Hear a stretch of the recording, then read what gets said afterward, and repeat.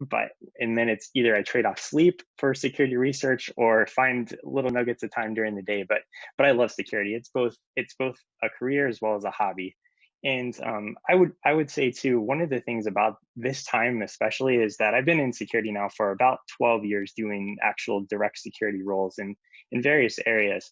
But I would say if you are, whether you're starting out in security or you're just looking for that next step, this time right now has been unprecedented in like at least all of the past decade of that I've been in security, in terms of just the amount of things you can get engaged in, the amount of free resources, the virtual conferences like this that are going on just constantly. It's no longer an issue of budgetarily, I can't afford this or I can't travel here. It's literally a consumption issue, and that's a challenge. And that's one of the things that I would say, if you're taking the next step, look for those free resources, get engaged, whether it's capture the flags, whether it's bug bounties, whether it's watching free resources, or if you can't watch a conference during the day like this, watch the recordings of them, find out, follow social media. I know one of the things I missed, that I kind of missed as the industry got started, was kind of that growing up in IRCs and chat rooms. I just missed a lot of that phase. I feel like we've returned to that and it's awesome and I'm eating it up. And I would advise you as well, stay engaged during this, join the Slack channels, join the Discord teams to be able to communicate directly with all these people that you watch through Twitter or through the industry, and just sitting in the same chat rooms, talking back and forth, bouncing ideas.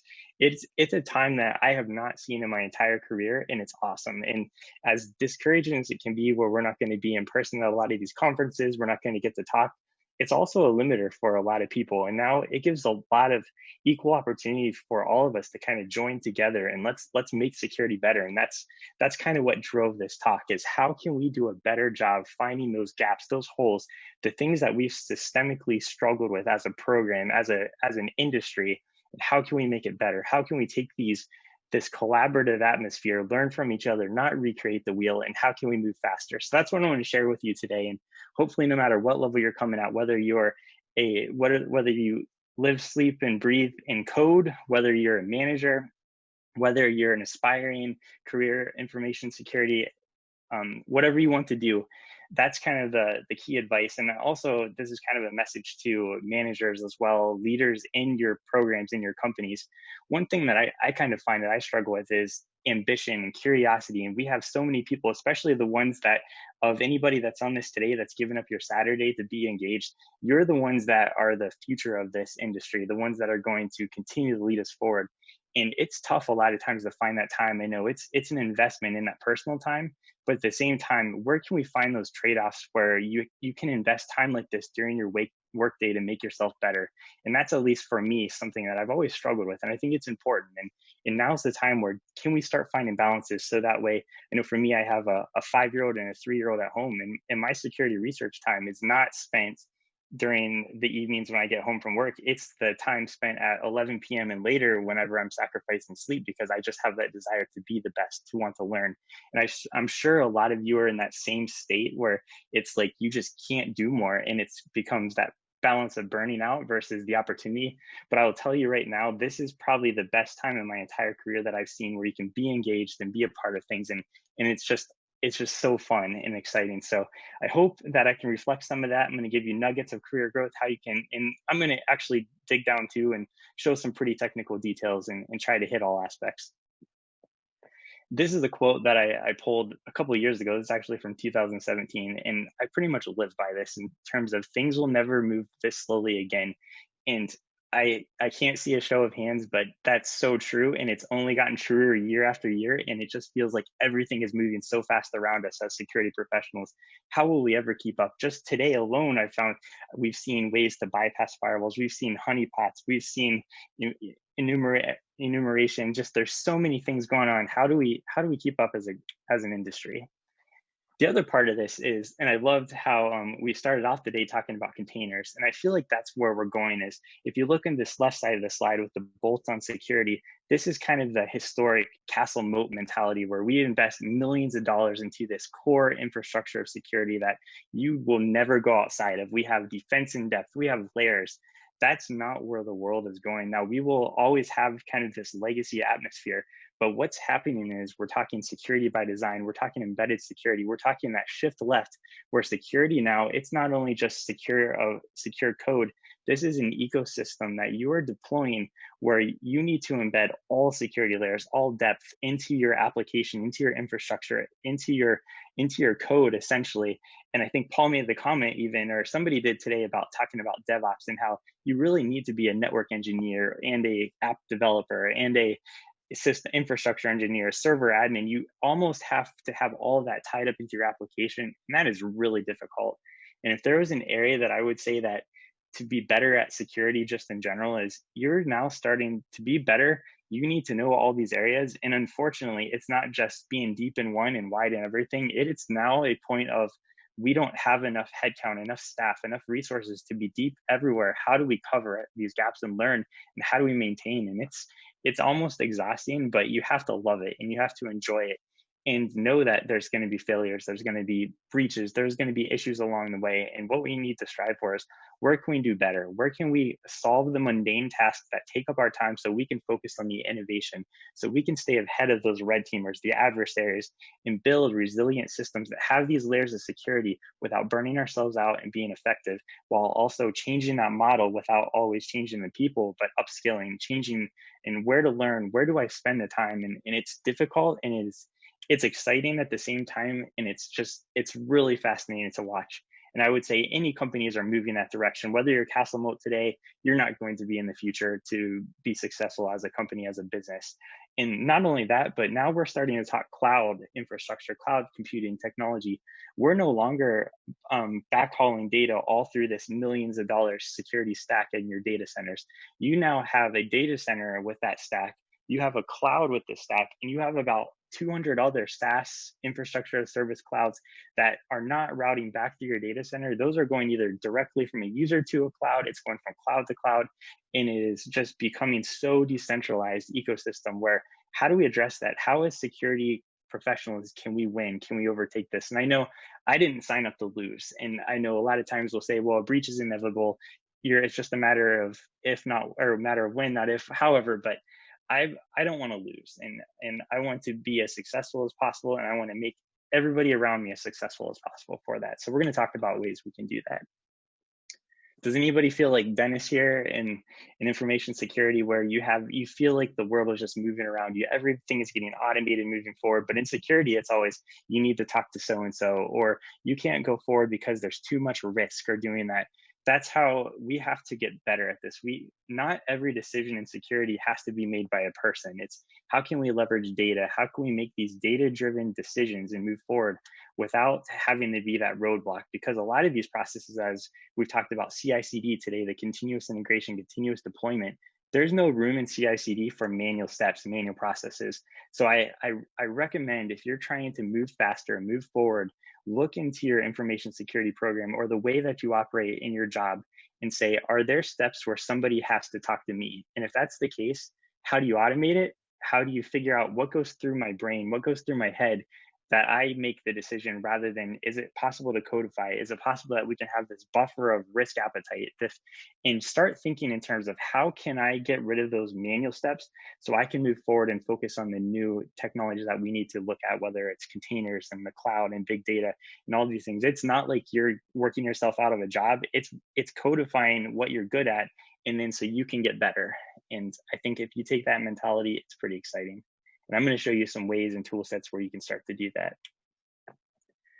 I also love this quote by Jeremiah Grossman, mostly because it's scary that I believe it's true. And I spent a couple of years at an insurance company, and you better believe, if you ever placed a claim, I mean, everything in a security company is measured through actuarial data, through statistics, through data driven. They know if you do these things, you have this likelihood of this happening. Doesn't that sound like security? If you do these things, this likelihood is happening, but in most of the time, it's our own gut feel. What if industries like the insurance industry actually passes up the entire security industry and says, I can predict a breach better than you can predict it yourself as a security professional? And I think that's scary, but I also think it's true. And I think that's where we're headed as the industry is evolving around us, because there's so much business around it, so much statistics, so much data. We need to get better as professionals to do that as well and look at the data. I see three major shifts across the entire landscape of just technology in general. And we've been seeing this forever. This isn't necessarily new, but I think it's starting to accelerate and it's starting to hit all business areas, not just specific ones. And the first one is data gravity. A lot of times you'll hear the question of, well, we're going to the cloud. We only need to do, why can't we do everything in Amazon? Or why can't we do everything in Google or Microsoft or IBM? Well, the challenge is data. Everybody is moving more from a business standpoint against data driven decisions, data driven analytics, logs, metadata, tagging, collection, all of that. And that data gravity is very expensive a lot of times to move. So it's actually more efficient, more effective to move your compute, your infrastructure, your platforms, your embedded ecosystem of security closer to that data. And that's the point, is if we can get our systems embedded with security by design principles and do that, then move them wherever you need, push them to the data so your business can make faster decisions and we can be enabling the business at the same time. But it's tough, it's challenging. One size does not fit all in the world that we're living in. And I'll give you some additional examples of why that's the case. The other area is democratized accessibility of data. I don't know if you've ever gone out and just searched for data, what data is out there that you can leverage and do, but it's pretty cool and exciting. And these are just some security examples alone, but as you're a red team or a bug bounty hunter or anything like that, did you know that Rapid7 has a data set that's publicly available, publicly accessible to everybody on here, that has the forward DNS of the entire internet?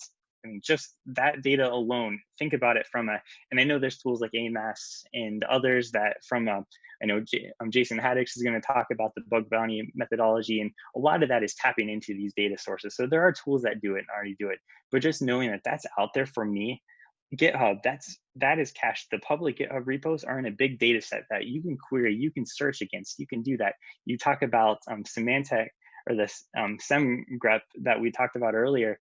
There's a data set called Common Crawl, and I'm going to show you a few examples with several of these a little bit later on in this talk. But Common Crawl has been crawling the internet of public websites for years, for about 8 years now, and they have the full HTML captures of it. So that includes like all of your JavaScript references, includes full. I mean, if you think HTML, it has every link, every change.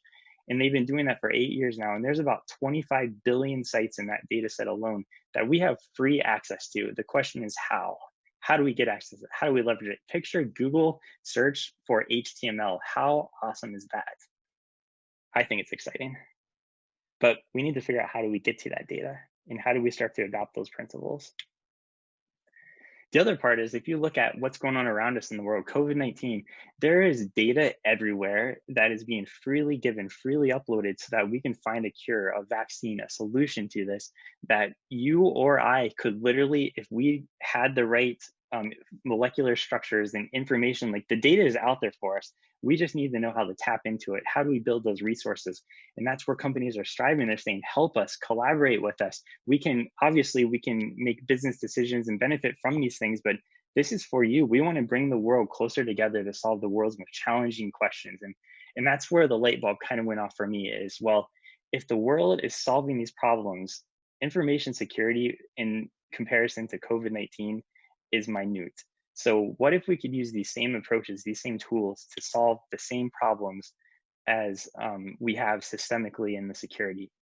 So I started digging in, and I know within big data science, there's probably a lot that are watching this that have already been dug into Jupyter notebooks and different things. But the biggest third change of the industry is it's financially viable now to do more deep analysis, to query big data sets, to do it for pennies on the dollar, not thousands of dollars of investment into a massive home lab of server racks and just stand up a few things in the cloud, make sure you shut them down when you're done with them, and you can solve some major problems very quickly, and it's accessible to you in minutes. And it's pretty exciting time.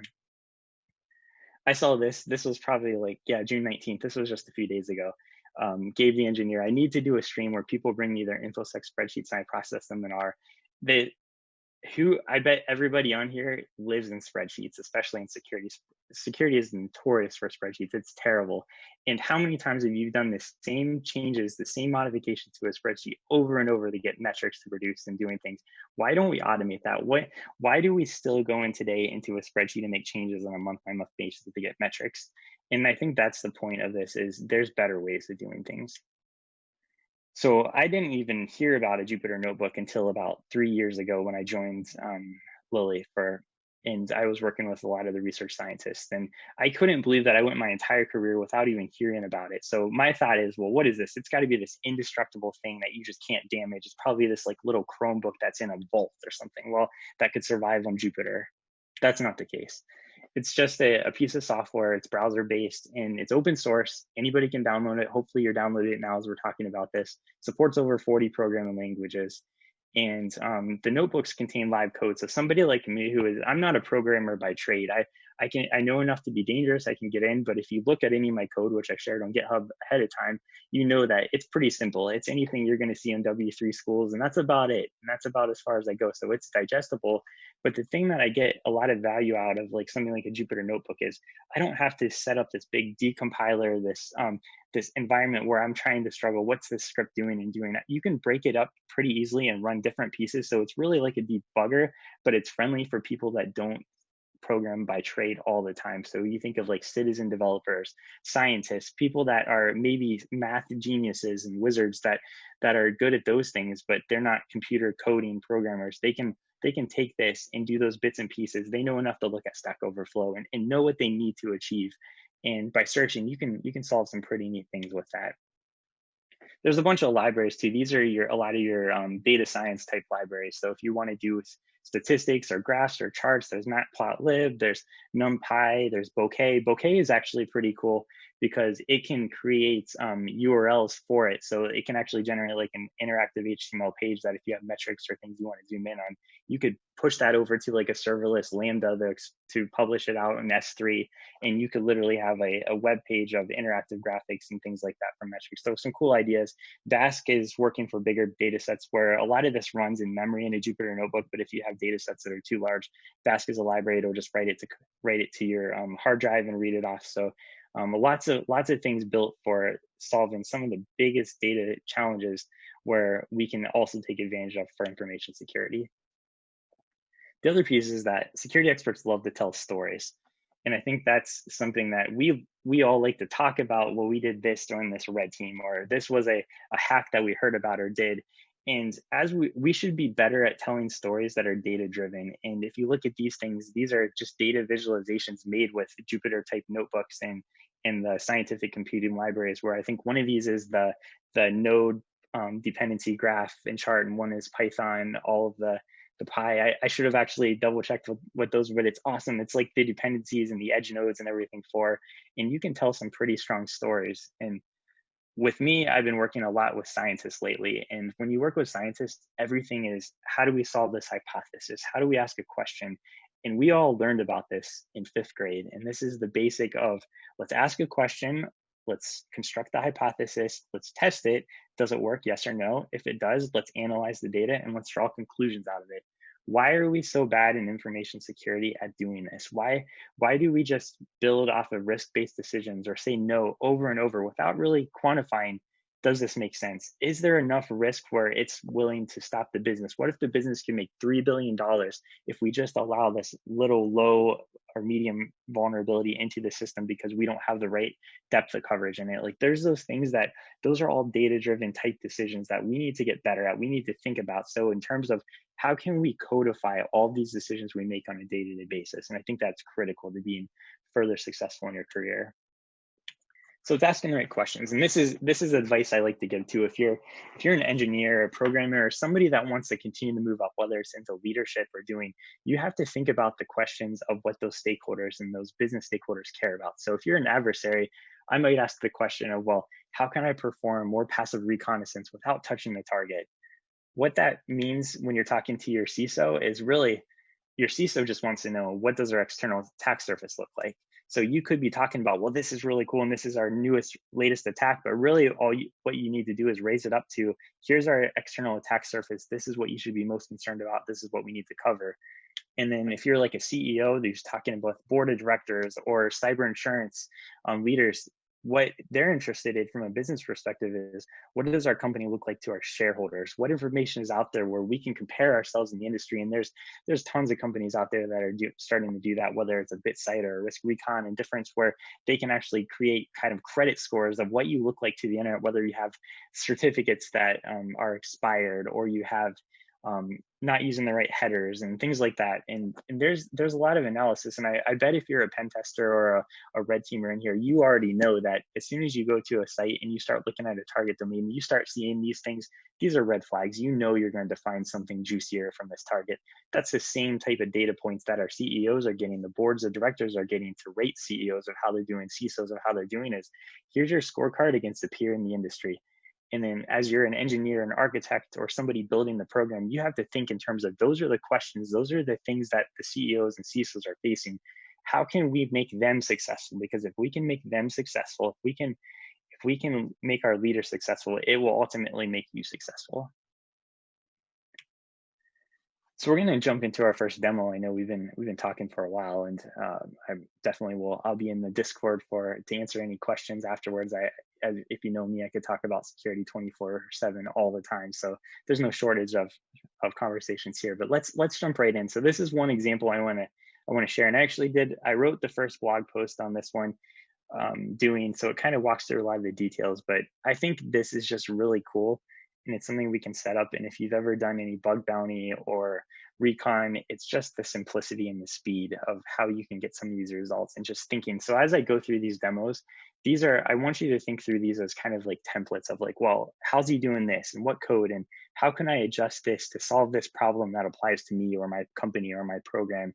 And that's the biggest thing I ask is, even though this will do specific things, I'm trying to build kind of an ecosystem. And I called it Project Straylite in GitHub. And it's something that for me, I've not been good at from an industry standpoint of being out there. Probably most of you have actually never heard of me.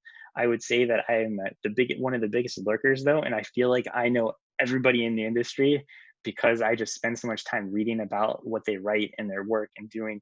And that's something that kind of in 2020, I said, I want to get better at contributing and giving back. And all this knowledge that I've gained, that I've invested into companies and doing it on my day-to-day job, how do I share these things that are not intellectual property for our own companies, but things that will just make us all better as a whole and as an industry. So that was kind of one of my 2020 resolutions, is let's get a blog started. Let's get better at producing things in GitHub. So this is my attempt to really start that. And I'm hoping to stick with it. So I hope everyone on here holds me accountable to this. And I hope that everyone here can also share if you see mistakes or things where, hey, Ryan, you could enhance this. Let's make it better.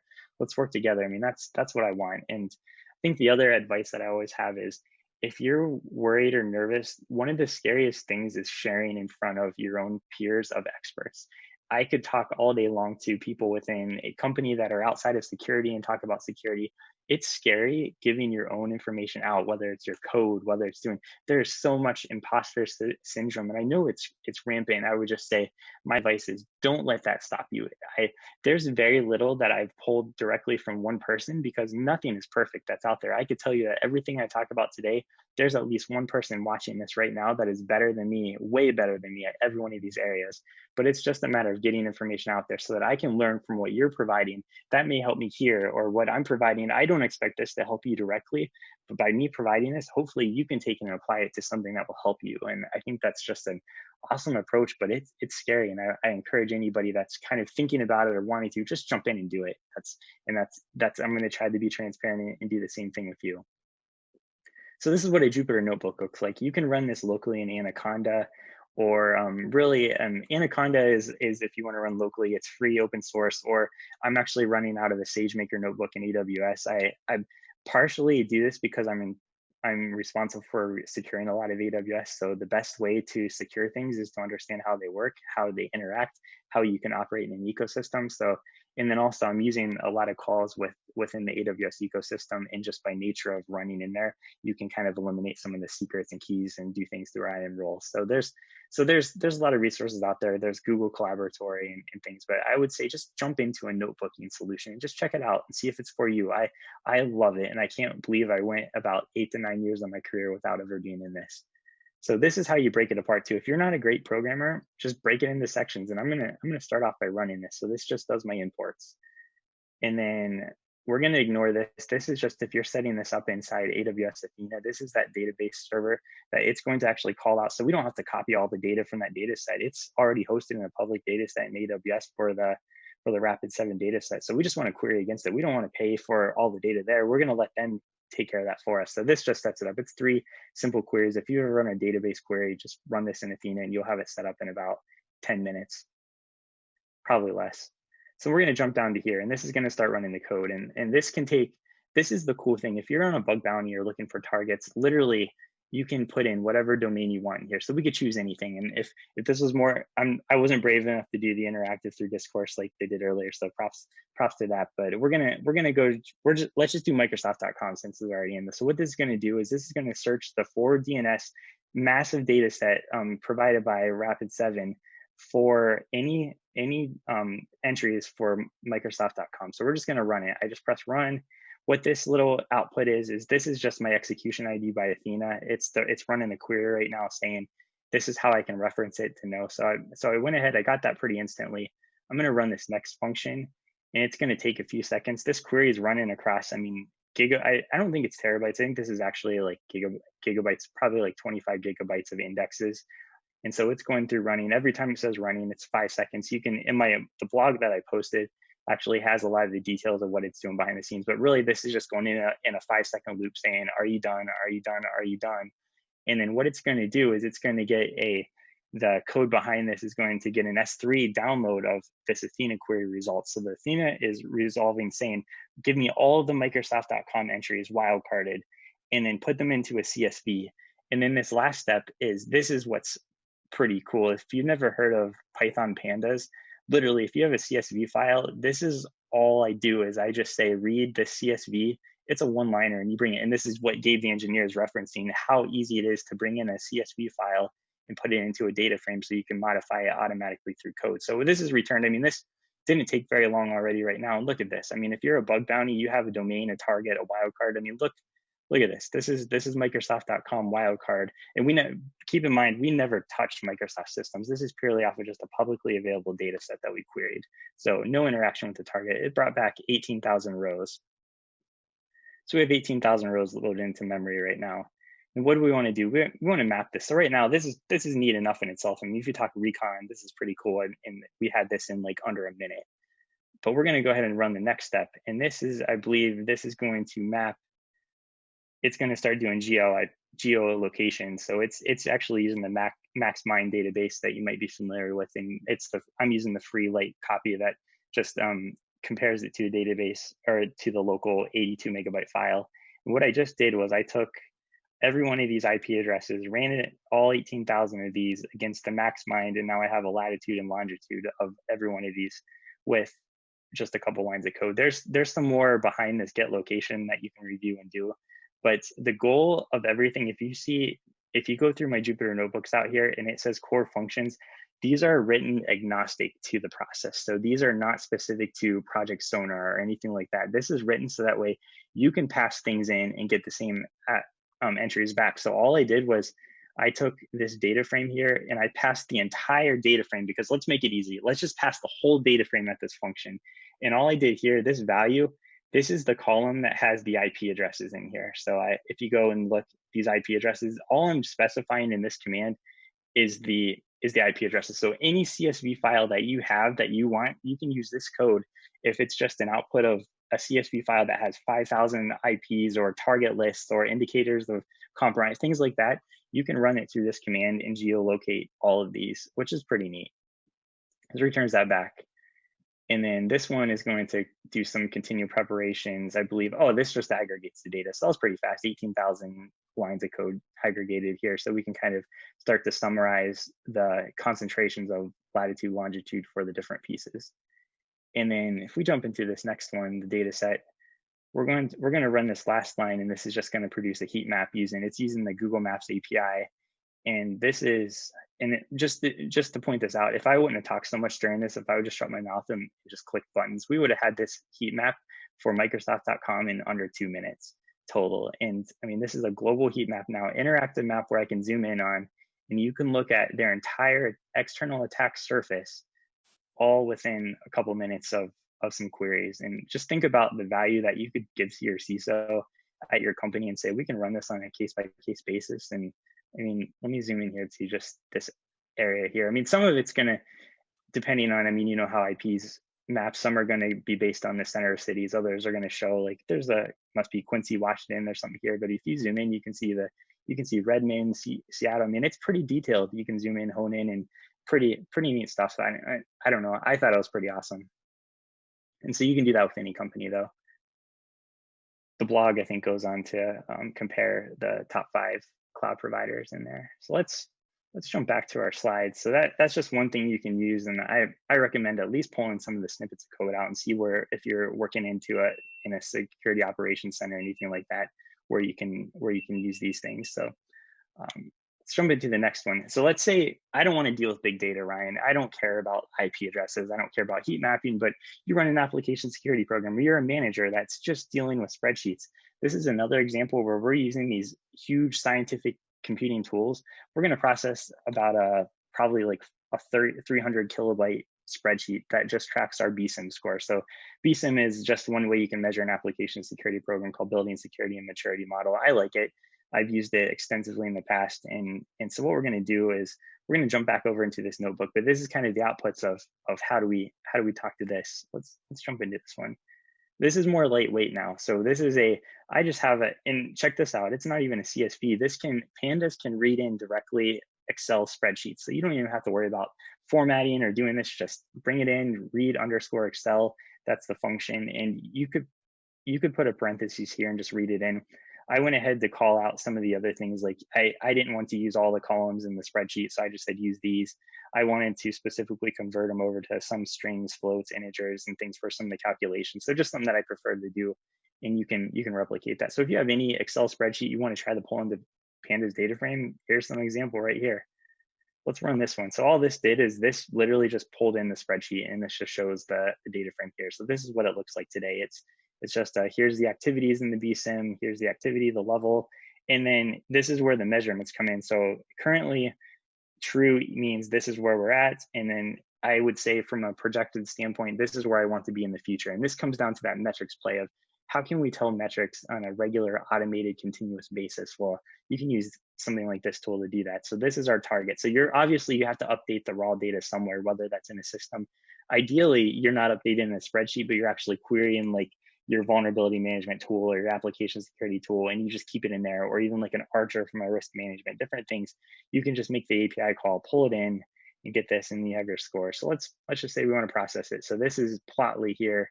It's running it, pulls in the scores, does some calculations, and should take a second here. There it goes. And then with literally 2 button clicks, I have the updated data that I need from a metric standpoint to show kind of where we're at. Here's the future maturity. Here's where we're at today. And it's pretty neat and simplify. And let's make metrics easier. That's how we tell stories. That's how we get better. That's how you quantify money spends, future investment for your security program. So I can't emphasize enough the importance of that, and just how simple it can be over and over. When you have to run this month by month and you want to move forward in your career, don't do this month by month. There's no gain of manipulating spreadsheets. But if you can pull it in here, say put this on a cron job to run every 30 days in the cloud, kick it off with a Lambda, and you have it. And then let's load it into an S3 and advertise it, and you give your management the link, and anytime they go to it, you could run this every day if you wanted. And you have real-time metrics, and that way they never have to ask you. You don't ever have to ask them, and they're pretty excited that this can be a win for them if they ever need it on the fly. I think we have some more examples here. Let's see. It really comes down. So this was kind of a fun one. There's the CVE database. And if you've ever gone out to the CVE information, there's, we'll jump into it and show it, but this is another thing of talking about the same questions. Your patch management, your vulnerability management team probably is always thinking, why are we so busy over the holidays? Why does everything bad happen over the end of the year? That seems like that's always the joke. And the question is, it feels like that. And is it just because we're antsy to get out of the office, we don't want to have to pull back in, or is there data that can support that?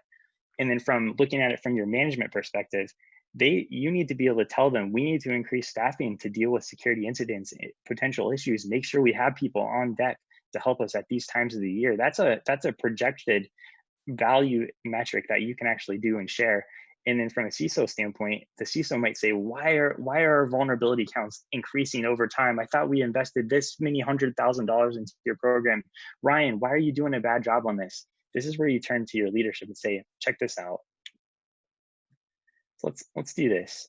Let's look at the CV. So this does a live wget to the MITRE downloads, and there's an all item CSV. So we can go there, and I already downloaded. It's 82 megabytes, so I just ran it. It says file already exists, no need to download.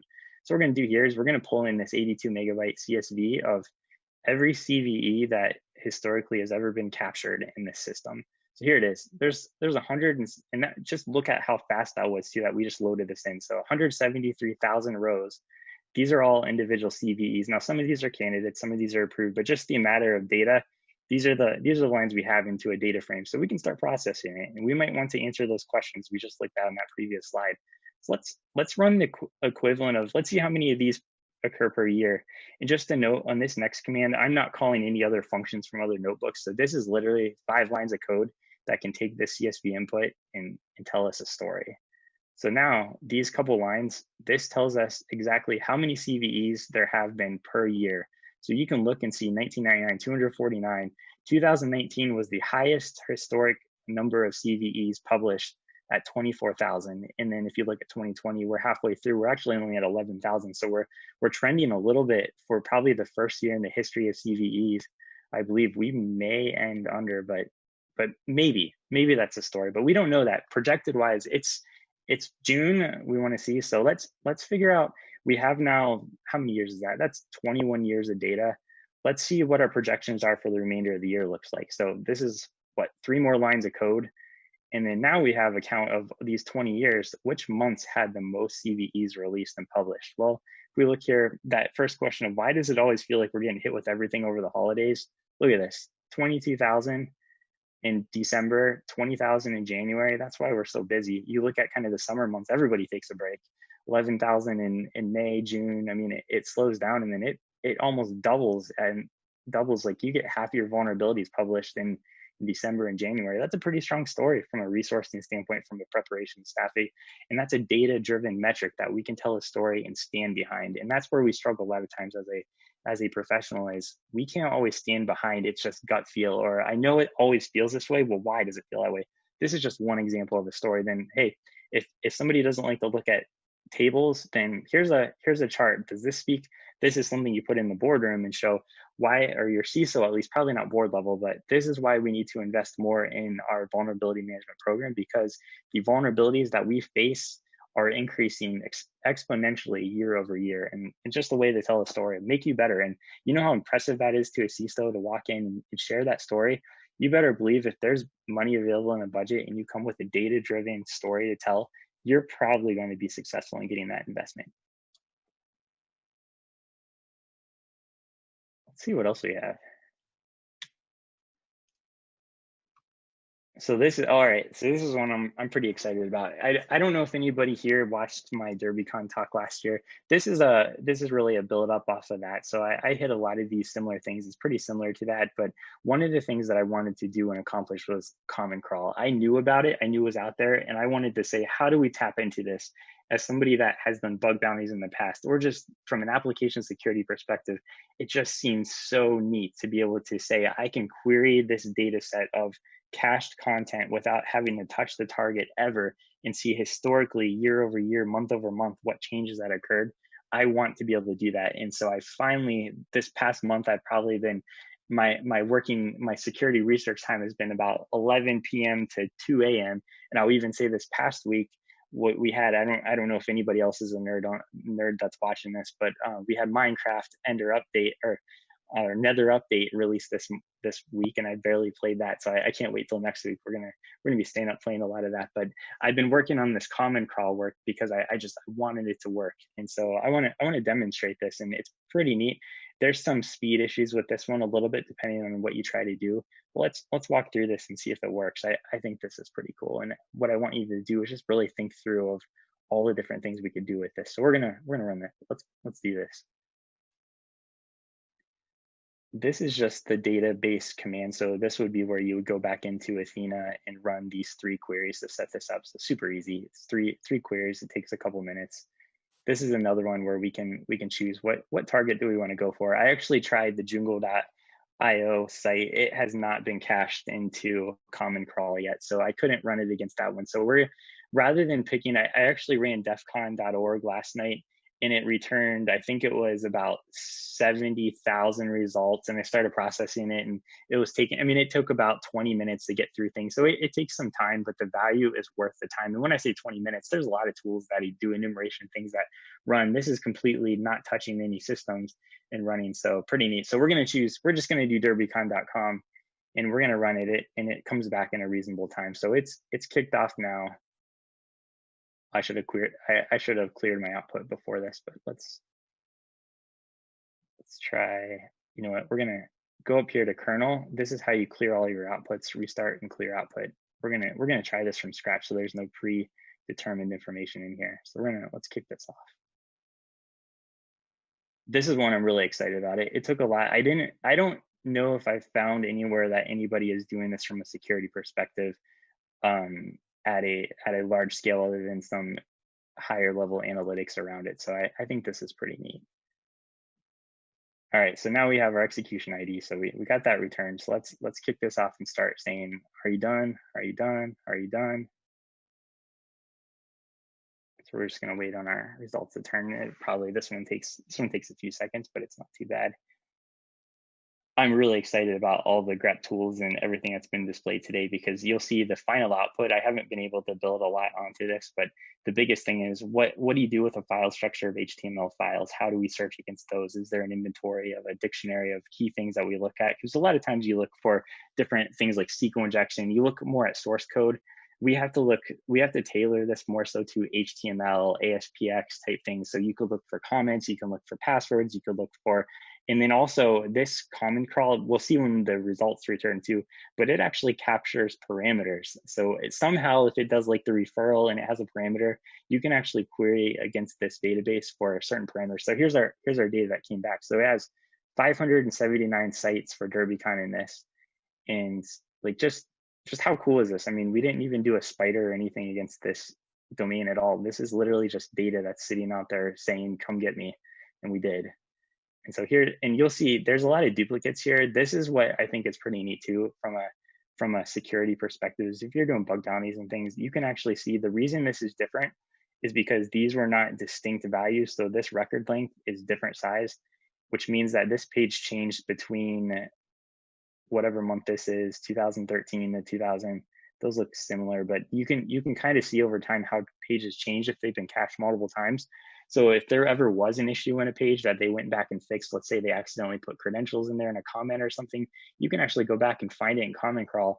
And then what you can do is you can try to validate those credentials, even though they have been removed in the web page. Did they go back and change the password? Did they change the accounts? I mean, there's always things like that that can be helpful. Maybe it was an internally exposed API in there, call. Maybe it was a JavaScript file that's what, and it actually doesn't pull back a lot of the JavaScript, but you'll have all the references to them if they still exist. All right, so now we have the data pulled back. Let's see what we can do with this. So now this one is going to go through, and what this does, this is the part that I haven't seen a lot of. You can find a lot of examples just returning results like this. This actually goes through, we're gonna kick it off.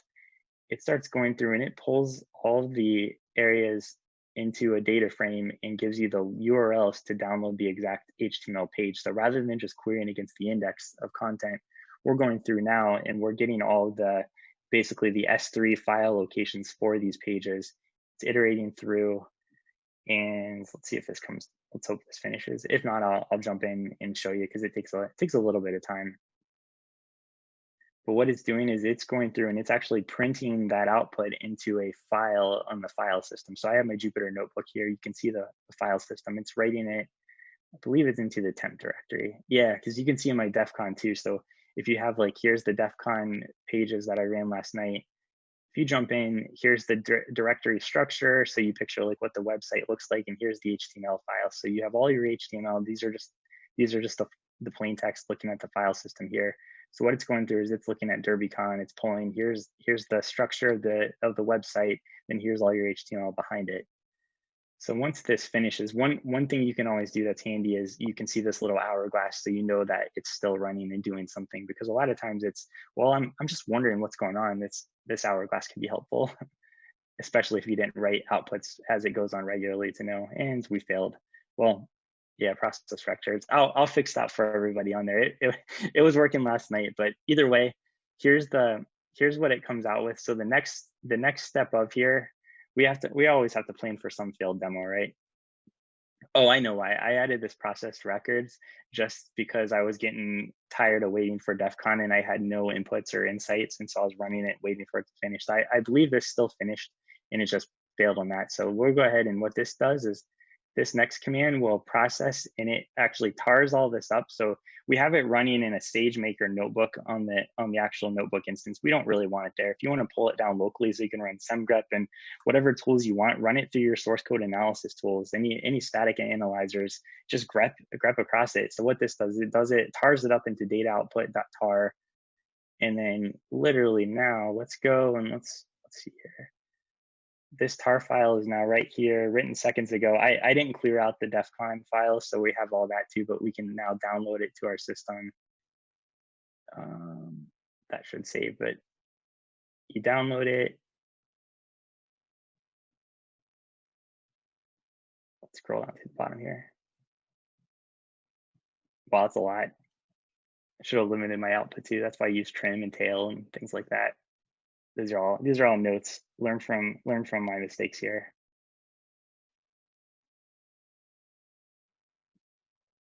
All right, I think we're towards the bottom, but you can see all of these files. I mean, there's a lot of HTML you can do.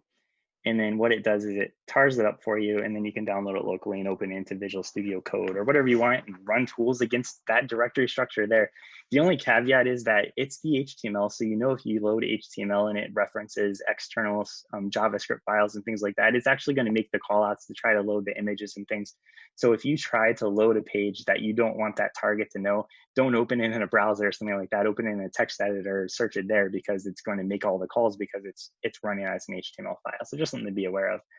And one of the last things I wanted to show is this is just some other queries that you can run directly once you get it set up. So you could run, and maybe before you process it, you want to see how many distinct URLs we have for this before you start downloading and running my Jupyter notebook, and you're going to sit for hours and do all that processing. So you can throw it in there.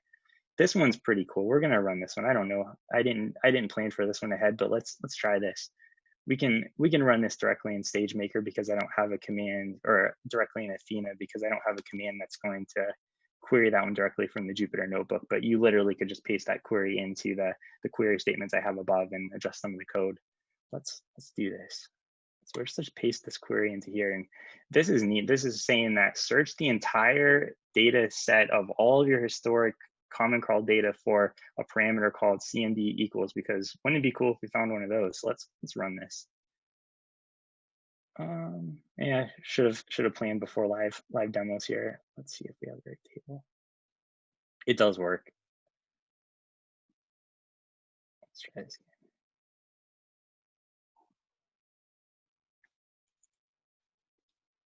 If this doesn't work, I'll fix it and I'll share an update. Oh, there we go.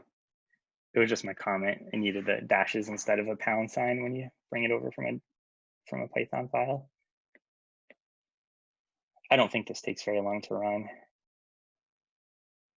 And what you could do too is, I mean, you have the example queries now of how to run against the domain. So you could literally put select this files where domain equals, and then so that way you don't have to pull back every single file and page that you have. But if you debug bounty or reconnaissance or red teaming, I think this is one of the coolest things I've seen in a while. So we'll give this a second to come back. We'll check on it in a minute here.